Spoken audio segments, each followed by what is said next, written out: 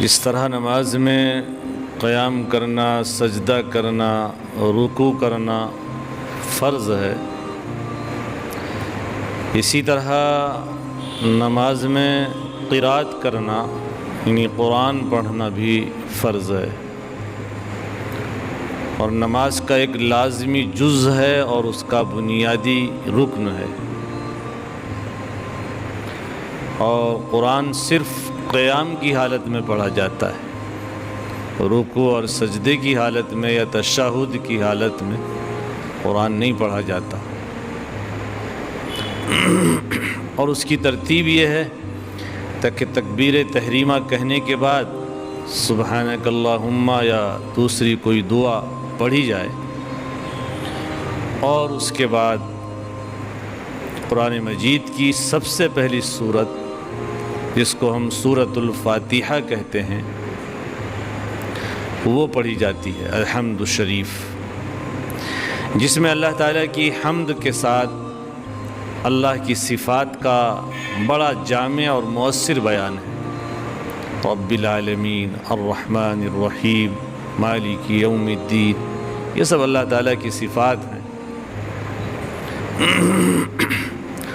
اور اس کے بعد ہر قسم کے شرک کی نفی ہے، ایاک نعبد و ایاک نستعین، ہم آپ ہی کی عبادت کرتے ہیں، آپ ہی سے مدد چاہتے ہیں، یہ شرک کی نفی ہے اور توحید کا اثبات ہے اس میں۔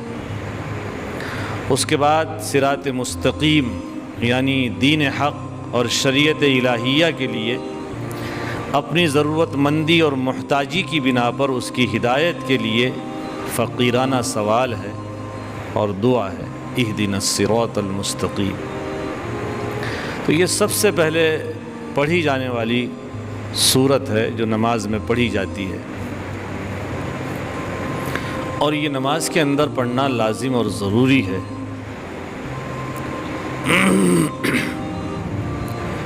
اس کے پڑھنے کے بعد نمازی کو اجازت ہے کہ وہ جہاں سے چاہے قرآن پڑھ سکتا ہے، لیکن یہ پڑھنا ضروری ہے۔ اس کے بعد آپ چاہے کوئی سی بھی سورت پڑھ لیں جو آپ کو آسانی سے یاد ہو۔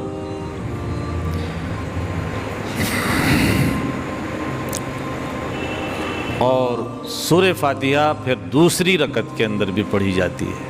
جب آپ ایک رکعت پڑھ کے کھڑے ہوں گے تو دوسری رکعت میں بھی اسی طرح سورہ فاتحہ اور اس کے بعد کوئی اور سورت یا کچھ آیتیں آپ پڑھ سکتے ہیں۔ اللہ کے نبی علیہ الصلاۃ والسلام کے اس بارے میں کیا ارشادات ہیں؟ آپ علیہ السلام کا نماز میں قرات کرنے کے بارے میں کیا طرز عمل تھا، اور کس نماز میں آپ کتنی قرات کرتے تھے، اور کون کون سی صورتیں زیادہ تر آپ نماز میں پڑھتے تھے، ان تمام احادیث میں یہ سب باتیں آپ کے سامنے آئیں گی۔ پہلی حدیث ہے حضرت ابو ہریرہ رضی اللہ تعالی عنہ کی، انہوں نے فرمایا کہ اللہ کے نبی علیہ السلام نے ارشاد فرمایا، قرآن کی قرات کے بغیر نماز ہوتی ہی نہیں، یعنی نماز میں قرآن پڑھنا فرض ہے، اس کے بغیر نماز نہیں ہوگی۔ آگے حضرت ابو ہریرہ اپنی طرف سے فرماتے ہیں کہ اللہ کے نبی علیہ السلام جن نمازوں میں زور سے قرات فرماتے تھے ان میں ہم بھی ان نمازوں میں زور سے قرات کرتے تھے اور دوسروں کو سنا کے پڑھتے تھے، اور جہاں آپ آہستہ خاموشی سے پڑھتے تھے وہاں ہم بھی ایسا ہی کرتے تھے، آہستہ پڑھتے تھے۔ اس حدیث میں نماز کے لیے قرآن کی کسی خاص صورت کا ذکر نہیں ہے، بلکہ مطلق قرآن پڑھنے کا ہے، اور مطلق قرآن یعنی قرآن پڑھنا نماز میں ضروری ہے۔ آگے اللہ کے نبی علیہ السلام کا عمل بتایا کہ آپ جن نمازوں میں زور سے قرات کرتے تھے، مغرب، عشاء، فجر، ہم بھی ان نمازوں میں زور سے قرات کرتے تھے تاکہ مقتدی بھی سن لیں۔ اور ظہر اور عصر میں اللہ کے نبی علیہ السلام آہستہ قرات کرتے تھے، مقتدیوں کو آواز نہیں آتی تھی، تو ہم بھی ان نمازوں میں آہستہ قرات کرتے تھے۔ ان عبادة بن الصامت قال قال رسول الله صلی اللہ علیہ وسلم لا صلاۃ لمن لم یقرأ بفاتحۃ الکتاب، رواہ البخاری۔ عبادہ بن صامت رضی اللہ تعالی عنہ سے روایت ہے کہ اللہ کے نبی علیہ السلام نے فرمایا جس نے نماز میں سورہ فاتحہ نہیں پڑھی اس کی نماز ہی نہیں ہوئی۔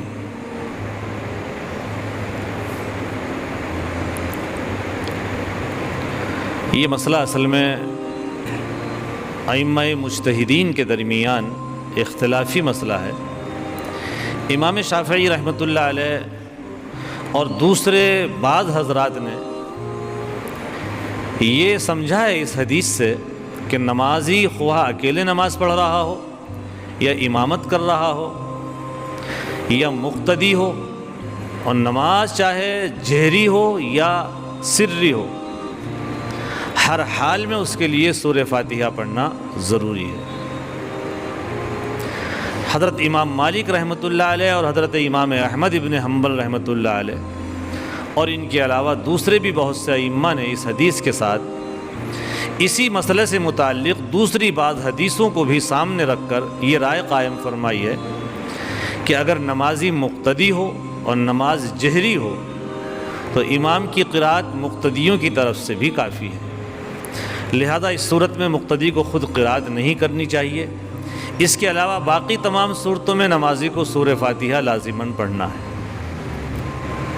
امام اعظم ابو حنیفہ رحمۃ اللہ علیہ بھی اسی کے قائل ہیں، بلکہ وہ آہستہ والی نمازوں میں بھی امام کی قرأت کو مقتدی کی طرف سے کافی سمجھتے ہیں۔ جن کو ہم مانتے ہیں ان کا کہنا یہ ہے کہ امام کے ساتھ اگر آپ نماز پڑھ رہے ہیں، چاہے وہ نماز جہری ہو جس میں امام زور سے قرأت کرے یا آہستہ والی ہو ظہر اور عصر، مقتدی کو کچھ نہیں کرنا ہے، سورہ فاتحہ بھی نہیں پڑھنی ہے، بس نیت باندھو اور امام کے ساتھ شریک ہو جاؤ، اور ثنا پڑھ لو اور خاموش ہو جاؤ۔ قرأت کرنے کی امام کے ساتھ کوئی ضرورت نہیں۔ دونوں طرح کی احادیث روایات کے اندر ملتی ہیں، اس لیے کسی امام نے ایک حدیث پر عمل کر لیا، کسی دوسرے امام نے دوسری حدیث پر عمل کر لیا، لڑنے جھگڑنے کی کوئی ضرورت نہیں ہے۔ عن ابی ہریرہ رضی اللہ تعالی عنہ قال قال رسول اللہ صلی اللہ علیہ وسلم انما جعل الامام لیؤتم به فاذا کبر فکبروا واذا قرأ فانصتوا۔ حضرت ابو ہریرہ رضی اللہ تعالی عنہ سے روایت ہے، اللہ کے نبی علیہ السلام نے ارشاد فرمایا، امام اس لیے بنایا گیا ہے کہ مقتدی لوگ اس کی اقتداء اور اتباع کریں، لہذا جب امام اللہ اکبر کہے تو تم بھی اللہ اکبر کہو، جب وہ قرأت کرے تو تم خاموشی سے کان لگا کر اس کی قرأت کو سنو۔ یہاں یہ حکم دیا گیا کہ تمہیں قرأت کرنے کی ضرورت ہی نہیں ہے، تم تو خاموشی کے ساتھ قرأت سنتے رہو۔ اس لیے امام ابو حنیفہ رحمۃ اللہ علیہ کہتے ہیں کہ امام کے پیچھے قرأت کرنے کی ضرورت نہیں ہے۔ اب رہی یہ بات کہ یہ تو جب ہے جب آواز آئے امام کی، کیا حضور نے فرمایا جب امام قرأت کرے تو تم خاموشی سے سنو، لیکن جو آہستہ والی نماز ہے ظہر اور عصر، اس میں تو امام کی قرأت کی ہمیں آواز نہیں آتی، تو کیا اس میں بھی ہم قرأت نہ کریں؟ اس کے لیے اگلی حدیث ہے، عن جابر بن عبد اللہ عن النبی صلی اللہ علیہ وسلم انہ قال من صلی خلف الامام فإن قراءة الامام له قراءة۔ حضرت جابر بن عبداللہ رضی اللہ تعالی عنہما اللہ کے نبی علیہ السلام سے روایت کرتے ہیں کہ آپ علیہ السلام نے فرمایا، جو شخص امام کے پیچھے نماز پڑھے تو امام کی قرأت اس کی بھی قرأت ہے، اب اسے قرأت کرنے کی ضرورت ہی نہیں ہے، امام کی قرأت ہر نماز میں اس کے لیے کافی ہے۔ یہ مسئلہ کہ امام کے پیچھے مقتدی سورہ فاتحہ پڑھیں یا نہ پڑھیں، یہ ایسا مسئلہ ہے کہ اس میں بہت بڑا اختلاف ہے، اور ایک طبقہ مستقل یہ کہتا ہے کہ امام کے پیچھے بھی اگر آپ نے سورہ فاتحہ نہیں پڑھی تو آپ کی نماز ہی نہیں ہوگی۔ اس لیے تمام اختلافی مسائل میں صحیح رائے یہ ہے کہ تمام ائمہ سلف کے ساتھ جتنے بھی ہمارے امام گزرے ہیں اچھا گمان رکھا جائے، دل سے ان کا احترام کیا جائے اور سمجھا جائے کہ ان میں سے ہر ایک نے کتاب و سنت اور صحابہ کرام کے طرز عمل کا مطالعہ اور اس میں غور و فکر کے بعد جو کچھ اپنے نزدیک زیادہ بہتر اور راجح سمجھا ہے، نیک نیتی سے اس کو اختیار کر لیا ہے، ان میں سے کوئی بھی غلطی پر نہیں ہے، سب حق پر ہیں۔ کسی نے کسی کو لے لیا، کسی نے کسی امام کو لے لیا، اس لیے اسی میں عافیت ہے بجائے لڑنے اور جھگڑنے کے۔ جو امام کے پیچھے سورہ فاتحہ پڑھتے ہیں، ٹھیک ہے، وہ امام شافعی کو مانتے ہوں گے، ان کی نماز بھی ہو جائے گی۔ جو نہیں پڑھتے ہیں وہ امام ابو حنیفہ کی پیروی کرتے ہیں۔ حدیث یہ بھی ہے کہ امام کی قرات سب کے لیے کافی ہے، تو اس میں نہ لڑائی جھگڑوں کی ضرورت ہے، نہ ایک دوسرے کو غلط کہنے کی ضرورت ہے۔ جس نے جس امام کو اختیار کیا اس کی نماز اسی کے مطابق درست ہو جائے گی، یہی اس میں فیصلہ کن بات ہے۔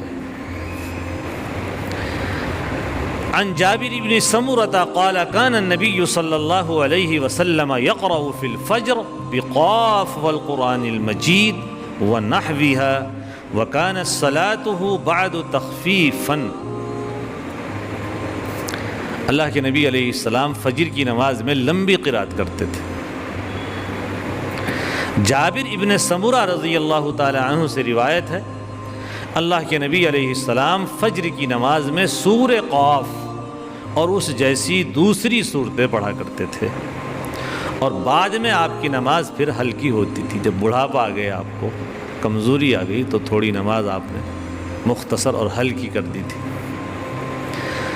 یہاں دو مطلب بیان کیے ہیں، ایک یہ کہ فجر کے بعد آپ کی نماز میں یعنی ظہر، عصر، مغرب، عشاء، یہ سب بنسبت فجر کے ہلکی ہوتی تھی۔ ایک مطلب تو اس کا یہ ہے، یعنی فجر کی نماز لمبی ہوتی تھی، اور فجر کی نماز کے بعد جو اور نمازیں آ رہی ہیں، ظہر، عصر، عشاء، مغرب، یہ سب اس کے مقابلے میں ہلکی ہوتی تھی، چھوٹی ہوتی تھی۔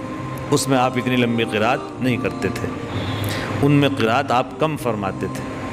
اور دوسرا مطلب اس فقرے کا یہی ہے کہ ابتدائی دور میں جب صحابہ کرام کی تعداد کم تھی اور آپ کے پیچھے جماعت میں سب سابقین اور اولین ہی ہوتے تھے، آپ کی نمازیں عموماً طویل ہوتی تھیں، لمبی پڑھاتے تھے آپ۔ اور بعد کے دور میں جب ساتھ میں نماز پڑھنے والوں کی تعداد زیادہ ہو گئی تھی، اور ان میں بیچارے ضعیف، کمزور اور بوڑھے بھی ہوتے تھے، تو آپ نمازیں نسبتاً ہلکی پڑھنے لگے تھے، کیونکہ جماعت میں نمازیوں کی تعداد زیادہ ہونے کی صورت میں اس کا امکان زیادہ ہوتا تھا کہ کچھ لوگ بیمار ہوں، کمزور ہوں، یا کم ہمت ہوں، یا زیادہ بوڑھے ہوں، جن کے لیے طویل نماز تکلیف کا باعث ہو جائے۔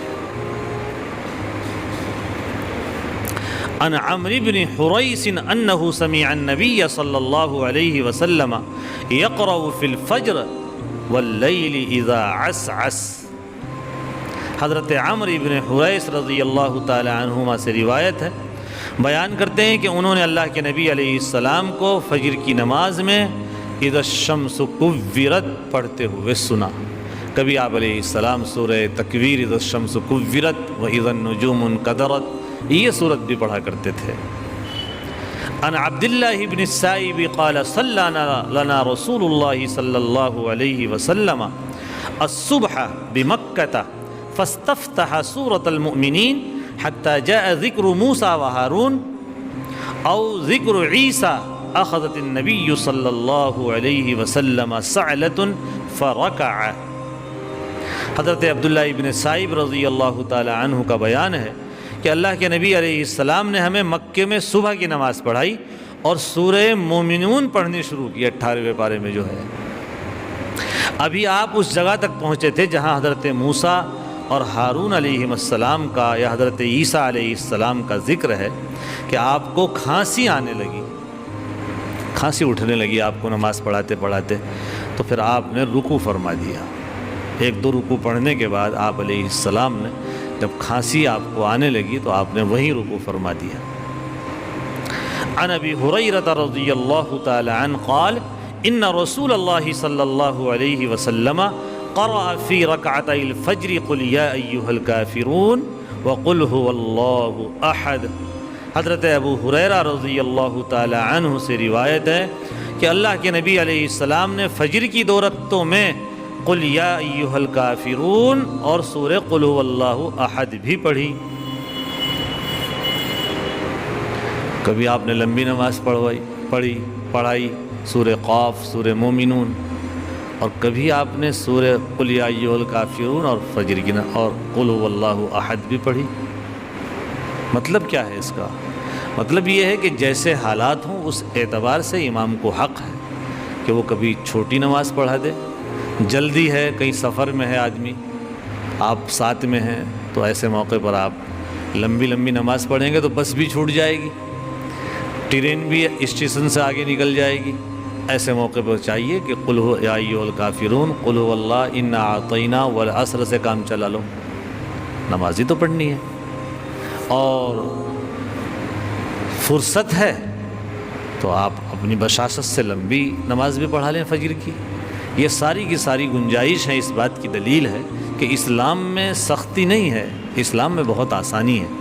کہیں تقاضا ہے آپ کو جانے کا، مختصر صورت پڑھ لیجیے آپ، اور کوئی تقاضا نہیں ہے، آپ خالی ہیں تو آپ لمبی نماز پڑھ لیجیے۔ اللہ کے نبی علیہ السلام کے عمل سے ساری چیزیں ثابت ہیں، اس میں کوئی شک و شبہ نہیں ہے۔ ان معاذ بن عبد الله الجهني قال ان رجلا من الجهينة اخبره انه سمع رسول الله صلى الله عليه وسلم قرأ في الصبح اذا زلزلت في الركعتين كلتيهما فلا ادري انسي ام قرأ ذلك عمدا۔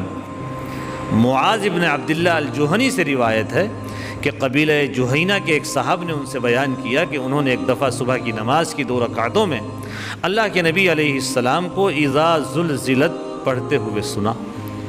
آگے ان صاحب نے کہا کہ مجھے معلوم نہیں کہ آپ نے بھول کر ایسا کیا یا جان کر آپ نے دونوں رکعتوں میں ایک ہی صورت پڑھی۔ اللہ کے نبی علیہ السلام کا عام دستور 2 رکعتوں میں الگ الگ 2 صورتیں پڑھنے کا تھا، اس لیے کہ جب ایک دفعہ آپ نے 2 رکعتوں میں اذا زلزلت پڑھی تو ان صحابی کو یہ شبہ ہوا کہ آپ نے بھول کر ایسا کیا، یہ بتانے اور جتانے کے لیے کہ یہ بھی جائز ہے آپ نے عمدن ایسا کیا۔ اگر کوئی آدمی ایک ہی صورت کو 2 رکعتوں میں پڑھ لے تو اس میں بھی کوئی حرج نہیں ہے۔ مثلا آپ کی ایک ہی صورت یاد ہے، الحمد شریف یاد ہے اور علم ترا یاد ہے، تو آپ الحمد شریف کے بعد پہلی رکعت میں بھی علم ترا پڑھ لیں اور دوسری رکعت میں بھی الحمد کے بعد علم ترا پڑھ لیں، اس میں کوئی حرج نہیں ہے۔ اللہ کے نبی علیہ السلام نے لوگوں کو بتانے کے لیے ایسا بھی کیا۔ اللہ تعالی ہم سب کو نیک اعمال کی توفیق نصیب فرمائے۔ وآخر دعوانا ان الحمد للہ رب العالمین۔